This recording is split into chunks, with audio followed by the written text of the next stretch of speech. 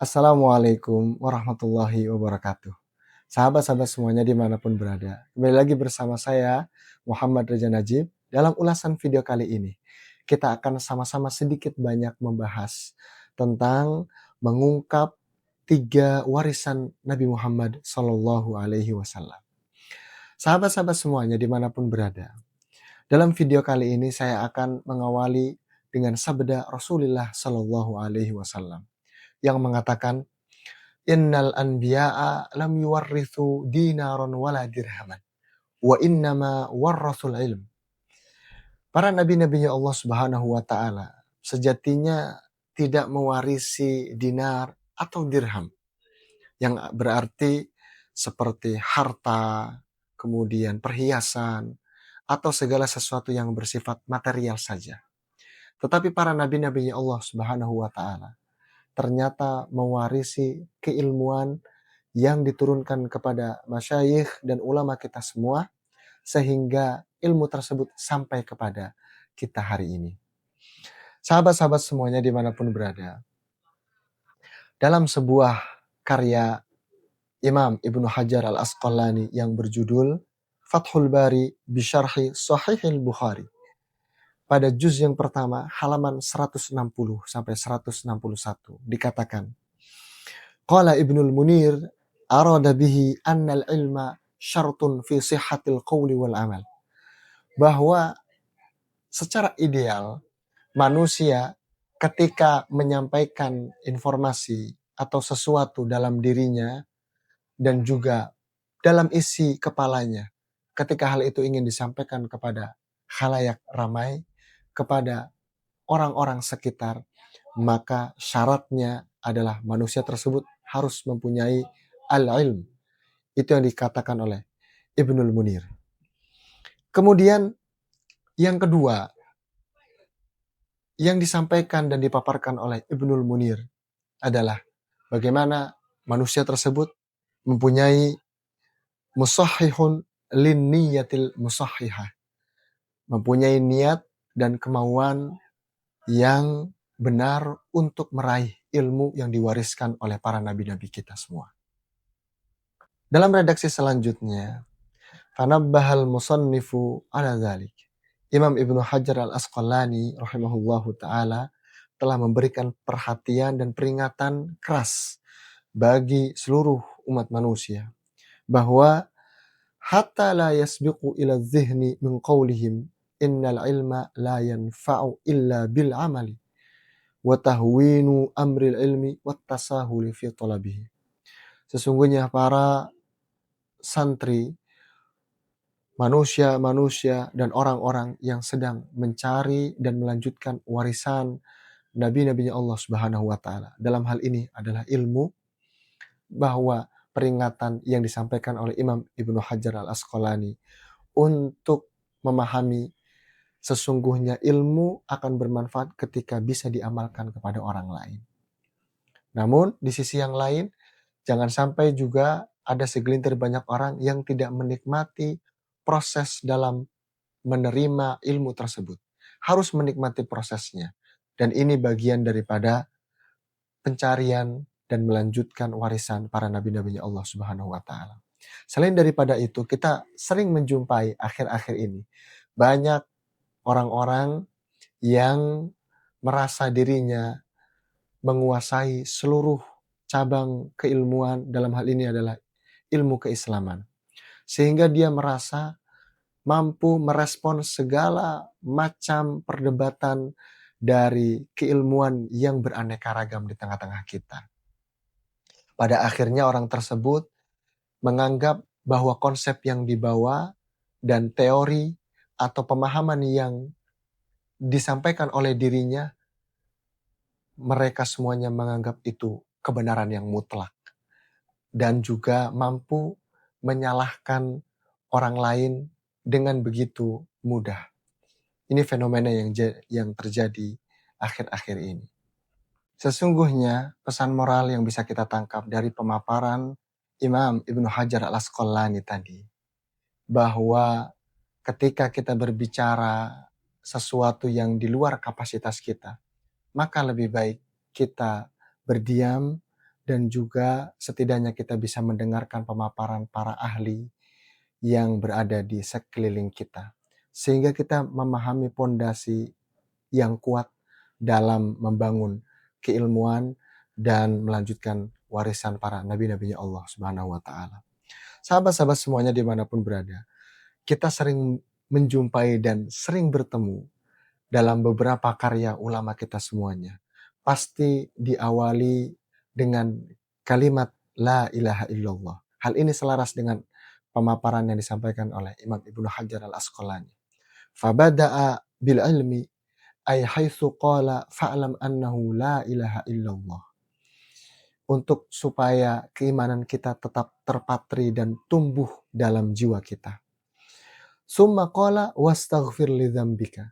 Dan secara sederhana, dan ini adalah sisi kerendahan hati, sifat tawadhu yang dicontohkan oleh ulama kita semuanya dalam menuliskan karya-karyanya. Maka diawali dengan istaghfir li dzambika, dengan kalimat ampunan kepada Allah Subhanahu wa Ta'ala, atau meminta pertolongan, meminta ampunan dari segala apa yang sudah kita lakukan. Barangkali ketika kita menuliskan sebuah karya, ada terselip dalam hati kita untuk merasa tinggi hati ini dan juga sombong kepada orang lain. Maka diawali dengan astaghfirullahaladzim.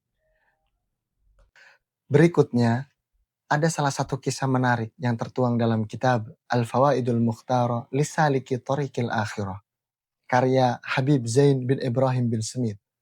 Pada halaman ke-11 diceritakan, ada salah satu sahabat Nabi SAW yang bernama Abu Hurairah. Seketika itu Abu Hurairah sedang berkeliling-keliling pasar di kota Madinah. Dan Abu Hurairah kemudian berjumpa dengan para pedagang yang sepi akan pembeli. Seketika itu Abu Hurairah mengatakan, "Dzaka mirathu Rasulillah sallallahu alaihi wasallam yuqsamu wa antum hahuna." Kenapa kalian berada di sini? Tidak berangkat ke sana, bahwa di sana ada Rasulullah sallallahu alaihi wasallam sedang membagi-bagikan warisannya. Ala tadhhabuna fata'khuduna nasibakum minhu?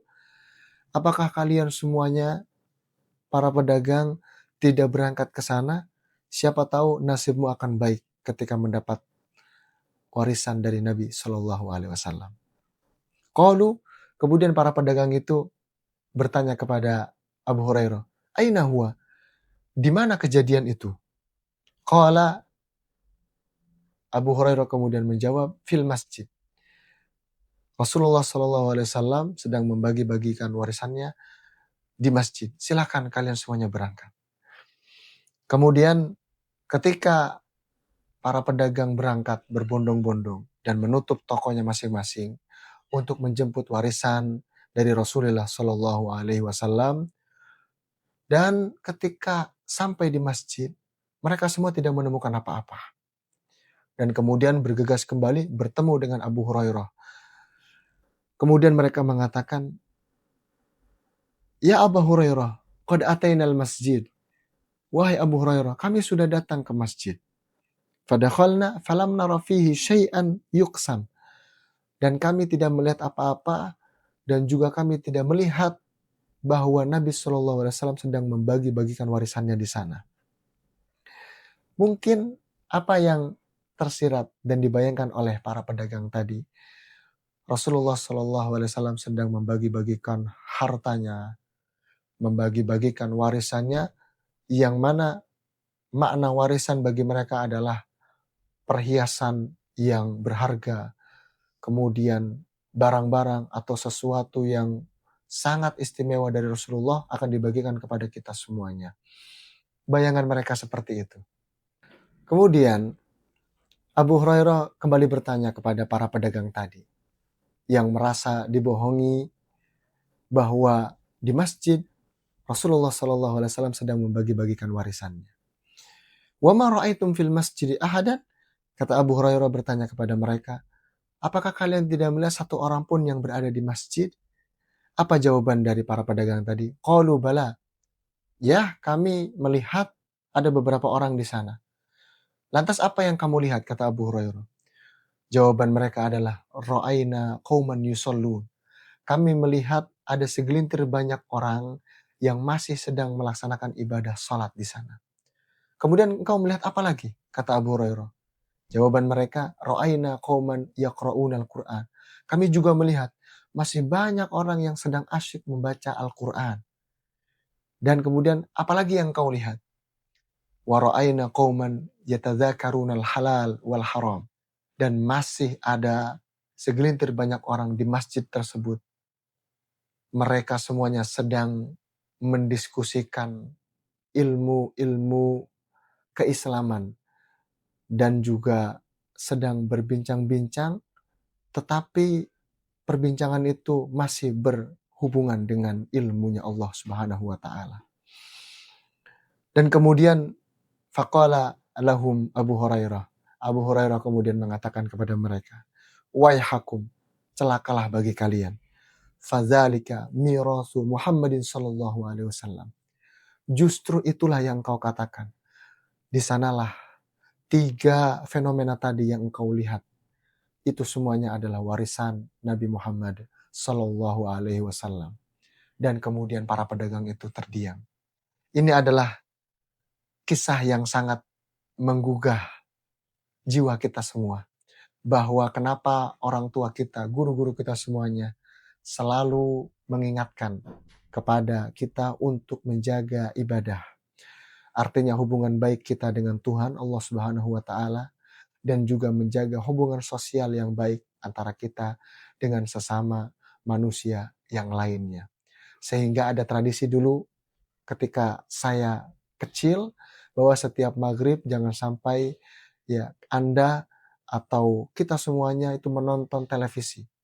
Ngaji dulu, sekiranya baca Al-Quran 1 lembar atau baca Iqra 1 lembar, 2 lembar, setelah itu baru boleh menonton televisi. Mungkin inilah yang disebut warisan Nabi Muhammad SAW.